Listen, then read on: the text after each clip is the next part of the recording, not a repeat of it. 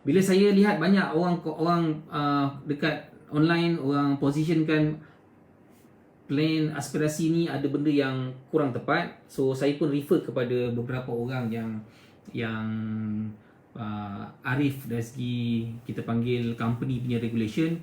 So saya refer kepada bahagian APM, agency performance management ya. So dia kata memang ada benda yang tak betul. Okey. Jadi saya rasa menjadi satu tanggungjawab untuk saya berikan satu kita panggil handbook kan, untuk anda semua boleh belajar dan sebagai rujukan. Okey, pertama sekali bila sebut agent playbook ni, dia sebenarnya adalah untuk agent tau, bukan untuk klien. Tapi boleh gunakan benda ni untuk kalau perlu nak tunjuk kat klien lah. Okey. So saya review dulu pertama sekali kan, apa yang ada dalam playbook ni. Okey. So ni adalah muka depan dia. Okey. Ni adalah muka depan dia. So ni adalah 2 page kan, page 1, page 2. So awal-awal playbook ni saya akan lebih kepada fokus kepada dari segi positioning kan, kenapa produk tu, kenapa aspirasi ni diwujudkan kan. Contoh macam kita nak memenuhi 75% daripada rakyat Malaysia ni tak dapat keluarkan duit 1,000 dalam ketika kecemasan. So ni adalah masalah-masalah yang ada kat market lah kan. Jadi ini yang sebenarnya yang kita kena timbulkan awareness kepada masyarakat dan gunakan takaful Prudential aspirasi ni sebagai satu platform ataupun tools. Okey. So ni sedikit dia punya kita panggil preview. Okey. So ni seterusnya kan, saya juga ada terangkan kan bagaimana nak kira, kita panggil retirement planning kan. Saya cerita pasal inflation kan. So dalam tu juga ada tunjukkan cara nak kira, buat kira-kira untuk buat retirement planning, berapa yang diperlukan, kenapa perlu kita invest semua, everything. Okay. So ni contoh langkah pertama, macam mana fahamkan dulu inflation. So ramai orang kadang tak faham kenapa perlu invest, kenapa perlu invest dan kenapa perlu ada simpanan yang ada pulangan. Okey, tu poin pertama yang kita kena position kan. Okey, bagaimana 10-20 tahun dulu berapa harga dan sekarang ni berapa harga barang dan akan datang berapa harga barang. So ini antara benda yang sebagai door opener kan, untuk kita educate orang lain supaya prospek, supaya perlunya ada satu simpanan untuk masa depan, dan bagaimana tempat yang kita simpan tu, yang pulangan yang diperolehi daripada tempat kita simpan tu memberi impact kepada jumlah pulangan kita pada masa akan datang. So kat sini saya tunjuk juga cara nak guna kalkulator kan, financial calculator. Sebagai contoh, kalau kita simpan sebulan 1,500 kan, contoh sekarang ni harga 1,500, pada dalam masa 20 tahun berapa harga dia kan.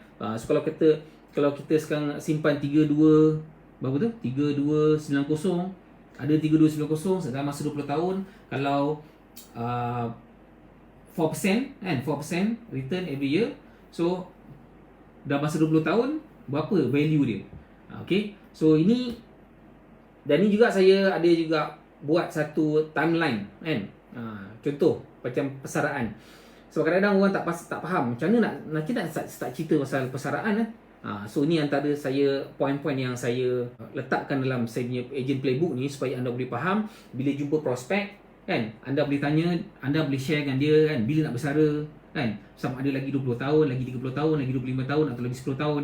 Lepas tu berapa anggaran perbelanjaan lepas bersara kan. Lepas tu sama ada 5,000 sebulan, 10,000 sebulan. Lepas tu berapa tempoh anggaran bersara. So saya ada buat timeline ni Kalau anda melihat berapa jumlah simpanan diperlukan, calculation daripada bersara hingga akhir hayat. Lepas tu pula daripada sekarang sampai bersara. So kalau ikutkan sebenarnya dia punya timeline tu panjang. Tapi sebab saya buat dalam bentuk B5 ni, so saya buat dua atas bawah lah. Okay. So kalau anda boleh lihat Kalau nak lebih terang, saya besarkan sikit. Saya gunakan yang ni. Sekejap. Okey ni. Contoh kan. Okey. Ni antara soalan-soalan yang kita boleh gunakan untuk tanya prospek kan. Okey. Bila nak bersara? Lagi 20, lagi 30, lagi 10 tahun. Okey, berapa anggaran lepas bersara? Berapa income nak ada? So berapa anggaran tempoh bersara tu pula kan, sampailah kita meninggal dunia. So saya ada buat contoh sekali kan, contoh 5,000 sebulan kita perlukan untuk bersara, iaitu 60,000 setahun belanja. Nak bersara lagi 30 tahun. So tempoh bersara 25 tahun kan. So maksudnya daripada bersara hingga akhir hayat 25 tahun. So berapa yang diperlukan? So semua ada saya tunjukkan dalam gunakan financial calculator. Dan benda ni semua saya dah test dia punya kiraan. So anda boleh semak nantilah kalau anda dah dapat benda ni. Okey. Lepas tu ni lebih kepada awareness lah kan. Kenapa ramai tak simpan ni lebih pada kenapa untuk apa. So kalau anda lihat kat sini, kalau kat sini kan anda lihat bila plan ni saya gunakan tu punya point dia untuk legacy tunai persaraan, untuk simpanan haji dan untuk simpanan pendidikan anak-anak dan juga sebagai aset tunai. So setiap benda ni, setiap point ni, okey, saya tunjukkan cara kiraan dia. Okey, yang ni persaraan. Okey. Okey, persaraan. Ni persaraan cara nak kira. So ni pun persaraan juga Kenapa tak boleh nak simpan semua everything? Sebagai rumusan kalau nak tengok. Ni. Okey, rumusan. Sekarang lagi 30 tahun nak simpan. Okey. Lagi 30 tahun nak bersara, berapa yang diperlukan kalau nak perlukan 5,000. So ni sebagai dia punya rumusan lah. So benda ni kalau tak ada benda ni, you kena buat lukis, you kena lukis, you kena draw. Kadang-kadang orang tak kerti nak draw. So saya bantu anda untuk buat benda ni supaya bila jumpa prospek senanglah nak cerita. Okey. Kalau untuk anak, sekarang umur dia sekarang berapa? Katalah nak masuk universiti 17 tahun lagi, perlukan 100,000. So berapa kena simpan? Dan berapa yang dia akan gunakan setiap tahun untuk tamatkan pengajian. So yang ni semua saya tunjukkan dia punya calculation. Anda boleh test dengan gunakan financial calculator lah. Okay. Saya buat playbook ni, saya ikut flow. Saya ikut flow dia nak present macam mana. So anda boleh tengok kan, anda boleh semak detail semua kan, fahamkan proses flow dia. Okay, lepas tu untuk pelaburan pula kan, instrumen pelaburan. Bila tak buat pelaburan kan. So ni antara instrumen-instrumen yang biasa digunakan kan untuk kita capai kita punya financial mission ataupun financial target. So apa yang anda wajib faham mengenai pelaburan. So ini pun semua nak kena saya terangkan dalam playbook ni supaya kan apabila kita cerita pasal return, dia datang dengan risk kan, bukan return saja. So saya nampak ada orang kadang-kadang digunakan performance takaful dana equity dinasti tu dana equity dinasti tu digunakan 36% sebagai satu kita panggil point untuk attract orang, which is benda tu tak salah kan, tak salah, tapi kadang-kadang positioning tu kurang tepat. Saya takut nanti misleading, orang ingat macam memang dia compare dengan ESB. So kan, contoh macam ni saya pun ada tunjukkan dari segi return dia yang gunakan, yang ni biasa yang izin pakai lah kan, takaful dana equity dinasti ni dia guna dia point dia 36% setahun. So tapi kena ingat ada juga kan dana juga boleh kehilangan nilai. So untuk orang yang tak biasa dengan nature of unit trust ni kan, so saya terangkan juga dalam ni macam mana nak kira. Lepas tu saya ada buat comparison dengan ESB kan. Saya buat comparison dengan ESB, pro and contra kan ESB. Okey.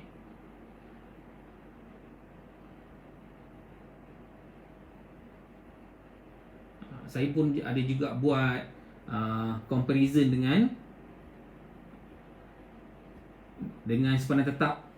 Okay, so semua poin-poin yang saya bagi dalam playbook ni adalah sebagai bukti ataupun sebagai satu information yang kita boleh jadikan sandaran lah, bukan kita main cakap je. Sebab kadang-kadang ejen ni bila kita jumpa prospek tak tahu nak cakap apa, tak tahu nak tunjuk apa kan.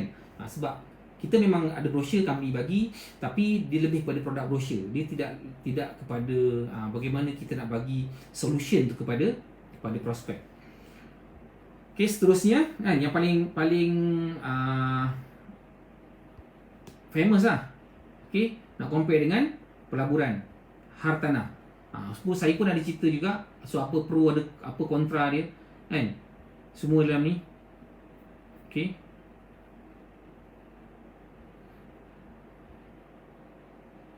so bagaimana pula dengan dan lepas tu barulah cerita pasal aspirasi. Okey, so playbook ni sebenarnya kan saya buat lebih kepada bagaimana kita untuk pre-conditioning prospek kan, cita-cita dulu, last sekali baru kita masuk pasal aspirasi. So aspirasi ni, yang ni sebenarnya kalau you tengok memang ada dekat dalam kita punya flyers lah kan. Kita punya flyers, dia punya information detail semua kan. Okay, ni pun sama juga. So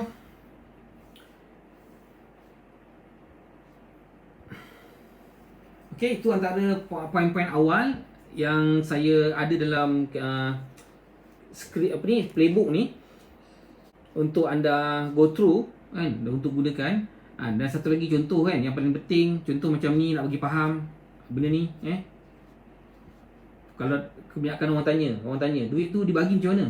Sebab ni kadang-kadang prospek ataupun agent tersalah, kita panggil salah terangkan ataupun tersilap ataupun tak terangkan dengan betul, duit tu ngalir ke mana. Dan kebanyakan orang kadang-kadang dia tak ambil investment unit account ataupun saver, dan dia cakap duit tu masuk dalam takaful dan equity dinasti. Sedangkan kalau anda tengok dekat brochure tu, kalau katakanlah orang prospek tu tak ambil takaful saver, duit yang dicarum tu hanya masuk dalam akaun dana bond dan dana urus sahaja kan, dan dibahagikan mengikut bahagian 50-50 lah. Cuma kalau cash payout tu diambil option untuk untuk dilaburkan semula, barulah dia ada option untuk takaful dan equity dinasti. Okey, ini contoh kan. So contoh macam nak terangkan, you tengok kat sini, so senang nak faham lah. Contoh kan, okey, plan 1, contoh 1, bayar 20 tahun, cover 30 tahun.